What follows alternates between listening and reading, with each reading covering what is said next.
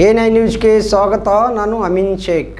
ಜಿಲ್ಲಾಧಿಕಾರಿ doctor Anand K ಅವರಿಂದ ಇಂದು ಆರಂಭಗೊಂಡ ದ್ವಿತೀಯ ಪಿಯುಸಿ ಪರೀಕ್ಷಾ ಕೇಂದ್ರಗಳಿಗೆ ಭೇಟಿಯನ್ನ ನೀಡಿ ಪರಿಶೀಲನೆಯನ್ನು ನಡೆಸಿದರು.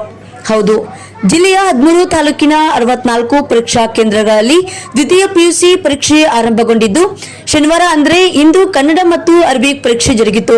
ಜಿಲ್ಲಾಧಿಕಾರಿ ಡಾಕ್ಟರ್ ಆನಂದ್ ಕೆ ಅವರು ನಗರದ ವಿಬಿ ದರ್ಬಾರ್ ಕಾಲೇಜ್, ಎಸ್ಎಸ್ ಪದವಿ ಪೂರ್ವ ಕಾಲೇಜ್ ಹಾಗೂ ಕೇಡ್ ಕಾಲೇಜಿನಲ್ಲಿ ನಡೆದಂತಹ ಪರೀಕ್ಷಾ ಕೇಂದ್ರಗಳಿಗೆ ಭೇಟಿಯನ್ನ ನೀಡಿ ಸುಸೂತ್ರ ಹಾಗೂ ಸುಗಮ ಪರೀಕ್ಷೆಯನ್ನು ನಡೆಸಲು ಕೈಗೊಳ್ಳಲಾದಂತಹ ವ್ಯವಸ್ಥೆಯ ಕುರಿತಾಗಿ ಪರಿಶೀಲನೆಯನ್ನ ನಡೆಸಿ ಪರೀಕ್ಷೆಗೆ ನಿಯೋಜಿತ ಅಧಿಕಾರಿಗಳಿಗೆ ಅಗತ್ಯ ನಿರ್ದೇಶನವನ್ನು ನೀಡಿದರು. ವಿದ್ಯಾರ್ಥಿಗಳು ಯಾವುದೇ ಗೊಂದಲಕ್ಕೊಳಗಾಗದೆ ಅತ್ಯಂತ ಆತ್ಮವಿಶ್ವಾಸದಿಂದ ಪರೀಕ್ಷೆಯನ್ನು ಬರೆಯುವಂತಹ ನಿಟ್ಟಿನಲ್ಲಿ ಅಗತ್ಯ ಗಾಳಿ, ಬೆಳಕು, ಕುಡಿಯುವ ನೀರನ್ನು ಒದಗಿಸಬೇಕು.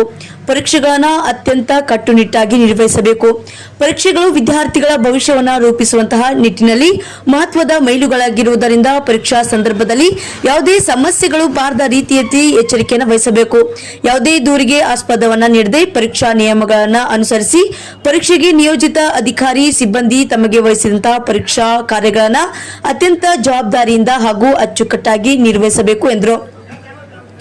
ಇನ್ನು ಪರೀಕ್ಷೆಗೆ ಹಾಜರಾದಂತಹ ವಿದ್ಯಾರ್ಥಿಗಳ ಹಾಜರಾತಿ, ಪರೀಕ್ಷಾ ಕೇಂದ್ರಗಳ ಕೊಠಡಿಗಳ ಮಾಹಿತಿ, ವಿದ್ಯಾರ್ಥಿಗಳಿಗೆ ಕಲ್ಪಿಸಿರುವ ಆಸನದ ವ್ಯವಸ್ಥೆ, ಪರೀಕ್ಷಾ ಕೇಂದ್ರದಲ್ಲಿ ಮೂಲಭೂತ ಸೌಲಭ್ಯ, ಪರೀಕ್ಷಾ ಕೇಂದ್ರದಲ್ಲಿ ಅಳವಡಿಸಿರುವಂತಹ ಸಿಸಿಟಿವಿಯನ್ನು ಪರಿಶೀಲಿಸಿದರು. ತದನಂತರ ಪರೀಕ್ಷಾ ಕೇಂದ್ರಗಳಿಗೆ ಪೊಲೀಸ್ ಭದ್ರತಾ ಹಾಗೂ ವೈದ್ಯಕೀಯ ವ್ಯವಸ್ಥೆಯನ್ನು ಕಲ್ಪಿಸಿರುವ ಕುರಿತು ಮಾಹಿತಿಯನ್ನು ಪಡೆದುಕೊಂಡರು. ಎಲ್ಲ ಕೇಂದ್ರಗಳಲ್ಲಿ ಭದ್ರತೆ ಒದಗಿಸುವುದು, ವಿದ್ಯಾರ್ಥಿಗಳ ಭಯಮುಕ್ತ ಮತ್ತು ಪ್ರಶಾಂತ ವಾತಾವರಣದಲ್ಲಿ ಆತ್ಮವಿಶ್ವಾಸದಿಂದ ಪರೀಕ್ಷೆ ಬರೆಯುವಂತೆ ವ್ಯವಸ್ಥೆಯನ್ನು ಮಾಡಬೇಕು. ಇದಕ್ಕೆ ಪೂರಕವಾಗಿ ಎಲ್ಲ ಅಗತ್ಯ ಕ್ರಮಗಳನ್ನು ವಹಿಸಬೇಕು ಎಂದು ಜಿಲ್ಲಾ ಶಿಕ್ಷಣ ಇಲಾಖೆಯ ಅಧಿಕಾರಿಗಳು ಹಾಗೂ ವೆಬ್ಕಾಸ್ಟಿಂಗ್ ಕೇಂದ್ರದ ಅಧಿಕಾರಿಗಳಿಗೆ ಕಟ್ಟುನಿಟ್ಟಿನ ಸೂಚನೆಯನ್ನು ನೀಡಿದರು. ಇದೇ ವೇಳೆ ಪ್ರಥಮ ಚಿಕಿತ್ಸಾ ವ್ಯವಸ್ಥೆಯ ಕಿಟ್ಗಳನ್ನು ಪರಿಶೀಲಿಸಿದರು.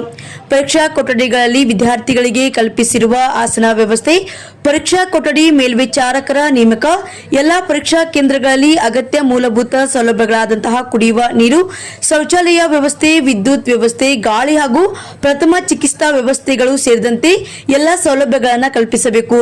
ಇನ್ನುಳಿದಂತೆ ಎಲ್ಲಾ ಕೇಂದ್ರಗಳಲ್ಲಿ ಪ್ರಶ್ನೆ ಪತ್ರಿಕೆ, ಅಭಿರಕ್ಷಕರು, ಸ್ಥಾನಿಕ ಜಾಗೃತ ದಳದವರು ಹಾಗೂ ಮೊಬೈಲ್ ಸ್ವಾಧೀನಾಧಿಕಾರಿಗಳು ನಿಯಮಾನುಸಾರ ಕರ್ತವ್ಯ ನಿರ್ವಹಿಸುತ್ತಿರುವ ಕುರಿತು ಪರಿಶೀಲಿಸಿದರು. ಪರೀಕ್ಷಾ ಕೇಂದ್ರಗಳಲ್ಲಿ ಅನ್ಯ ಹಾಗೂ ಬಾಹ್ಯ ವ್ಯಕ್ತಿಗಳು ಇಲ್ಲದೆ ಇರುವುದನ್ನು ಸಹ ಪರಿಶೀಲಿಸಿದರು.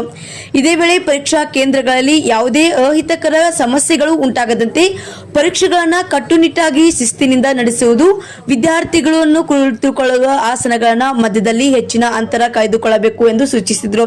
ಈ ಸಂದರ್ಭದಲ್ಲಿ ಪದವಿ ಪೂರ್ವ ಶಿಕ್ಷಣ ಇಲಾಖೆಯ ಉಪನಿರ್ದೇಶಕ ಸಿಕೆ ಹೊಸ್ಮನಿ, ಪರೀಕ್ಷೆಗೆ ನಿಯೋಜಿತ ಅಧಿಕಾರಿ, ಸಿಬ್ಬಂದಿ ವರ್ಗದವರು ಈ ಸಂದರ್ಭದಲ್ಲಿ ಉಪಸ್ಥಿತರಿದ್ದರು.